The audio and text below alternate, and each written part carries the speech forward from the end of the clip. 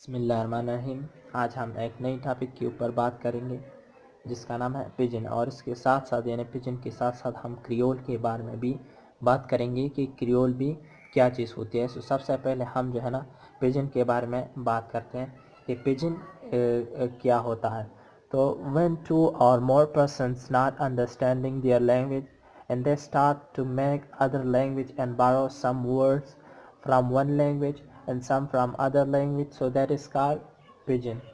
यानी जब दो से ज़्यादा शख्स यानी दो से ज़्यादा अफराद जब वो किसी इलाके में रहते हैं और वो अपनी जो लैंग्वेज होती है उसको समझ नहीं पाती, यानी एक दूसरे के लैंग्वेज को समझ नहीं पाती है, तो वो ऐसे करते हैं कि एक नई लैंग्वेज को बनाता है।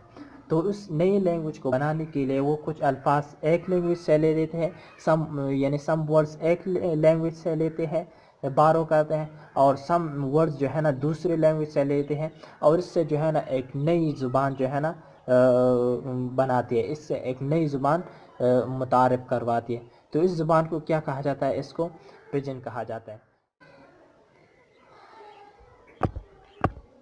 अब हम क्रियोल के बारे में पढ़ते हैं कि क्रियोल भी क्या चीज़ होती है। तो क्रियोल जो है ना, when this pidgin language remains for a long time, so then it is called creole.